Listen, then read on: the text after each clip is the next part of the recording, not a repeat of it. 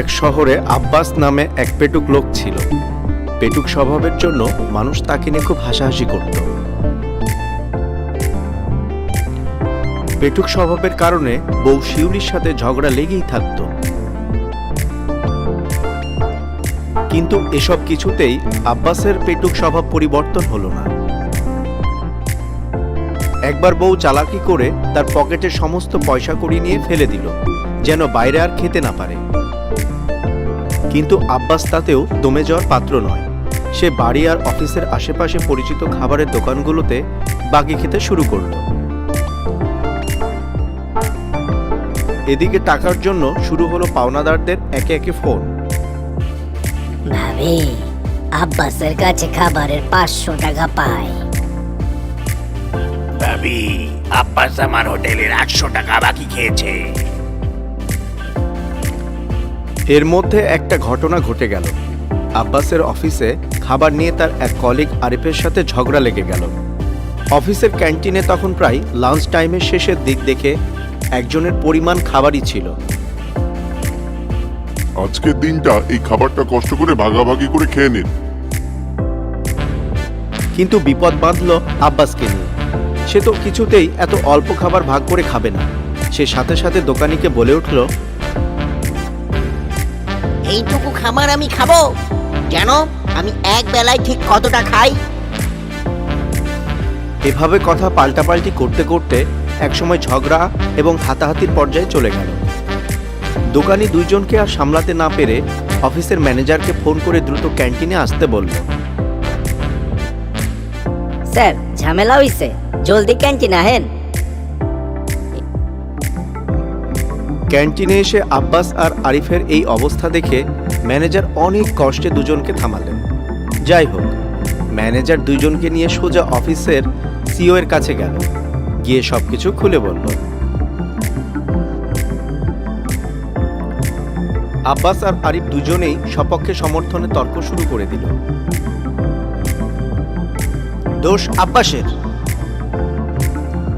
নিজে দোষ করে আমার ঘরে চাপানো, সব দোষ ওই আরিফের।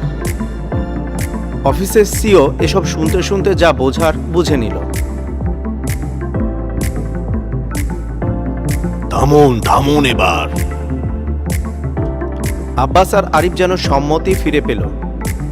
দুইজনেই মাথা নিচু করে ফেলল। সিও এবার বলতে শুরু করলেন। অফিসের শৃঙ্খলা নষ্ট করার অপরাধে অনেক রকম শাস্তি হতে পারে, তবে তার আগে আমি একটা বিষয় ভাবছি একটা প্রতিযোগিতার আয়োজন করব। আপনারা দুজনেই এই প্রতিযোগিতায় অংশগ্রহণ করবেন। আব্বাস আর আরিফ এই কথা শুনে প্রায় একই সাথেই বলে উঠল,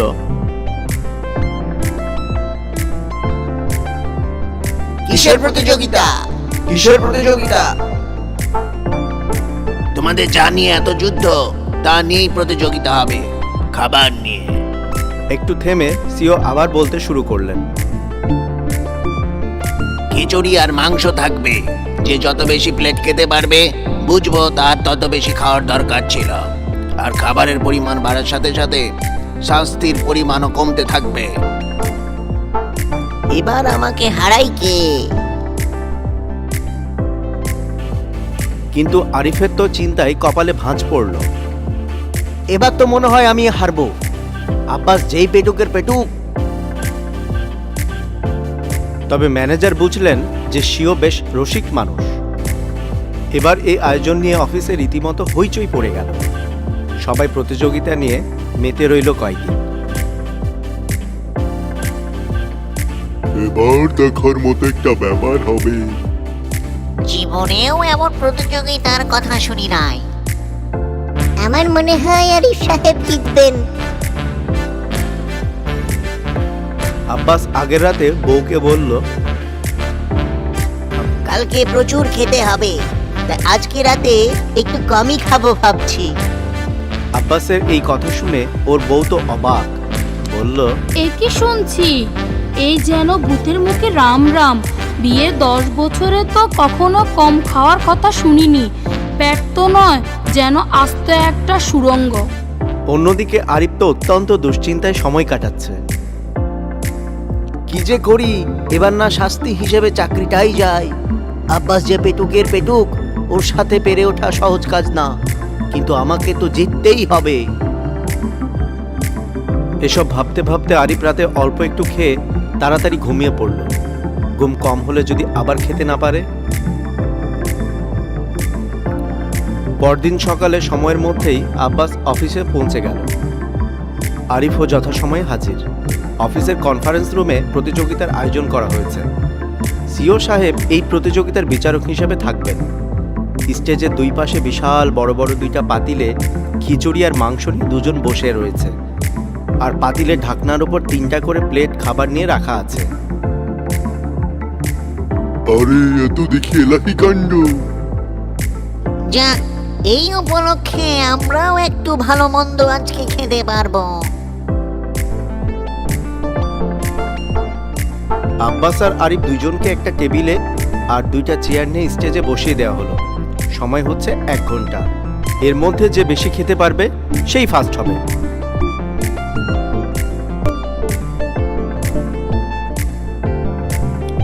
সময় 2 ঘন্টা, খেতে হবে এরই মধ্যে।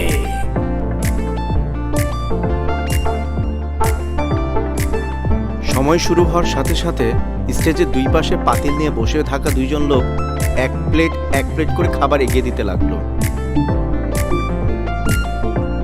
কিন্তু একই কাণ্ড, আব্বাস সাহেবের জন্য আরেক প্লেট খাবার নেওয়ার আগেই তার 1 প্লেট খাওয়া শেষ। পরিবেশনের দায়িত্বে থাকা লোকটা যেন খাবার দিয়ে কুল করতে পারছিল না। এই এসি রুমের মধ্যেও দরদর করে ঘামছিল। অন্যদিকে আরিফ পাল্লা দিয়ে পারছে না। আব্বাস যেই সময়ে 3 প্লেট খায়, ওই সময় আরিফের 1 প্লেট খিচুড়ি শেষ হয়। সময় শেষ হয়ে গেল। হিসেব করে দেখা গেল আব্বাস 20 প্লেট খিচুড়ি খেয়ে ফেলেছে, আর অন্যদিকে আরিফ মাত্র 6 প্লেট।